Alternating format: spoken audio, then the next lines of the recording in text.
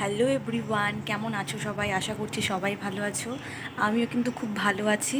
তো নতুন একটা ভিডিওতে তোমাদের অনেক অনেক স্বাগত জানাই। ভিডিওটা কিভাবে স্টার্ট করব সেটা বুঝতে পারছি না, কেননা আগে তো অন্যরকমভাবে ভিডিও করতাম, এখন অন্যরকমভাবে ভিডিও করছি। তো আজকের ভিডিওটা দেখতে থাকো, তাহলে সবটাই তোমরা বুঝতে পারবে। আর ভিডিও করতে করতে চলো তোমাদের সাথে আজকে কথা বলা যাক। ঘুম থেকে উঠে গেছি, আমি উঠে স্নান করে নিয়েছি। তো দেখো এখানে বেবি ঘুমাচ্ছে, তো আমি এখানে বিছানাতে বসে বসে পাহারা দিচ্ছি। সকাল কখন হচ্ছে রাত কখন হচ্ছে কিছুই বুঝতে পারছি না, তাই আমি যখন উঠি তখনই সকাল, মানে আমি যখন উঠে খাওয়া দাওয়া করি তখনই সকাল। তো সকালে ব্রেকফাস্ট নিয়ে বসে পড়েছি এখানটাতে, বিছানাতেই বসে বসে খাচ্ছি আর বেবিকে পাহারা দিচ্ছি। কেননা এত ছোট বাচ্চা যদি মানে একটু হচ্ছে নাকের মধ্যে কাপড় পড়ে যায় বা এই পাশে পাশ করতে গেলে বুঝি একটু চাপা লেগে যায়, খুব ভয় করে। তার জন্য বিছানাতে বসে বসে কিন্তু পাহারা দিচ্ছি। আর কাজ কি, আর কোনো কাজই নেই, কেননা এখন মাত্র আমার বেবির বয়স 6 দিন, মানে আজ হচ্ছে ষষ্ঠী পুজো। তো আমাদের মধ্যে কিন্তু ষষ্ঠী পুজো হয়, সবাইকে মিষ্টি খাওয়ানো হয়, অনেক মজা হয়। তো ষষ্ঠী পুজো তো সবার মধ্যেই থাকে জানি, কিন্তু আজকে আমাদের ষষ্ঠী পুজো, যেহেতু আমাকে ডক্টর 5 দিনের দিন ছুটি দিয়ে দিয়েছে নার্সিংহোম থেকে, তো আমি কালকে এসেছিলাম বাড়িতে। কালকে আস্তে আস্তে ওই দুপুর 2টো 2:30 বেজে গেছে। আর শরীরের অবস্থা এতটাই মানে ক্লান্ত খারাপ ছিল না, কি বলবো, যে কোনো কিছু করতে ইচ্ছা করছিল না। এত ব্যস্ত সবাই, নতুন একটা অধ্যায় শুরু জীবনের, মানে কীভাবে স্টার্ট করব, কীভাবে কী করব কিছুই বুঝতে পারছি না। তাও এই ভিডিও ক্লিপগুলো তুলে রেখেছিলাম, যেগুলো তোমাদের সাথে এখন শেয়ার করছি। আজ আমাদের বেবির ষষ্ঠী পুজো। আজ নাকি ভগবান বিধাতা আমার বেবির ভাগ্য লিখবে। তাই কিন্তু দেখো, আমার মা বেবির জন্য 3টে জামা নিয়ে এসেছে। আর রিচুয়াল আছে, এই সব জামা প্যান্টগুলো কিন্তু মামা বাড়ি থেকে আনতে হয়। আচ্ছা, তোমরা কমেন্ট করে বলো তো, আমার ছেলে হয়েছে না মেয়ে হয়েছে, দেখি কারটা ঠিক হয়।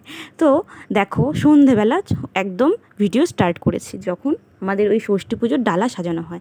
ষষ্ঠী পুজোর ডালাতে কিন্তু দেখতে পাচ্ছ কী কী করতে হয়, এক একজনের তো এক এক রকমের নিয়ম, কিন্তু কারটা কেমন সেটা তো আমি জানি না, আমাদেরটাই তোমাদের সাথে শেয়ার করছি। তো এখানে যেহেতু আমার শাশুড়ি মা কিছু ছুঁতে পারবে না, কারণ আমাদের অসুখ চলছে, তাই আমার মাই কিন্তু সব কিছু করছে। তো দেখো, এখানে আমাদের একটা ঘট বসানো হয়, তার উপরে একটা দেখো আসন দেওয়া হয়। ওখানে নাকি ষষ্ঠী ঠাকুর এসে বসবে, মানে মা ষষ্ঠীকেই ওখানে আসন দেওয়া হচ্ছে। আর ওই পাশের গামলাটাতে দেখতে পাচ্ছ, ওখানে জানি কি হিসাব করে কলা আনা হয়েছে, চাল, জামা, মিষ্টি, ধূপকাঠি, প্রদীপ সব কিছু ধরিয়ে জোকার দিয়ে পুজোর মতো করে এখন কিন্তু ভগবান ষষ্ঠী দেবীকে দেখো আমরা কি বলবো ওটাকে, মানে পুজো করছি। তো যাই হোক, সব ভগবানের কাছে তারপরে আমরা প্রণাম টনাম করে সবাই মানে আশীর্বাদ নিয়ে নিলাম ভগবানের কাছ থেকে মনে মনেই। তো তারপরে ওই প্রদীপটা আছে, এই প্রদীপটাকে কিন্তু সারা রাত জ্বালিয়ে রাখতে হবে, যাতে প্রদীপটা না নেভে। আর এখানে জানো তো, ওই গামলাটার মধ্যে যার যা যা নাম পছন্দ সব নামই দেওয়া হয়েছে। আজ নাকি আমাদের মানে বেবির ভাগ্য লেখা হবে। তারপর ষষ্ঠী পুজো হওয়ার পরে দেখো, আমি কিন্তু বেবিকে নিয়ে বসে রয়েছি। এখানে আমার দিদি এসেছে, মানে আমার ফ্যামিলির সবাই এসেছে এখানটাতে। আমার মা তো সকাল থেকে প্রায় আসা যাওয়া, কারণ তার মানে ও কি বলবো, আমার বেবিকে যে আমার মা এত এত মিস করছে, এত মানে ভালোবাসে, কি বলবো। আর তোমাদের কিন্তু অবশ্যই বলবো আমার ছেলে হয়েছে না মেয়ে হয়েছে। তো তোমরাও বলো দেখি, আমার ছেলে হয়েছে না মেয়ে হয়েছে। আর একটা কথা, তোমরা প্লিজ নাম কমেন্ট করো, আমার বেবির নাম রাখা হবে।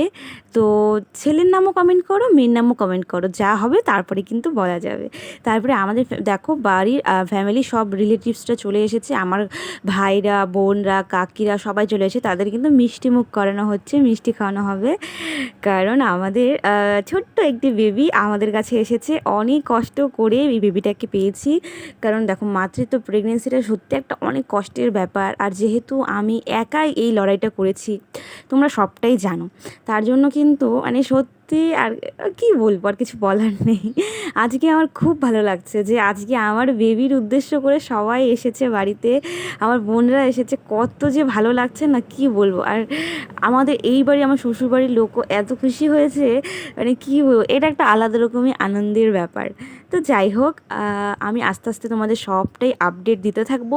যেহেতু আমার শরীরটা এখনও ভালো না, তো যতটুকু পারছি। আর নিউ বর্ন বেবি মাদার তো, তাই বুঝতে পারছি না কীভাবে কী সামলাবো। যতই সবাই থাকুক, আমার নিজের শরীরটাও ভালো না, আর এইভাবে করে বেবিকে সামলানোটাও আমার পক্ষে অনেকটা কঠিন হয়ে যাচ্ছে।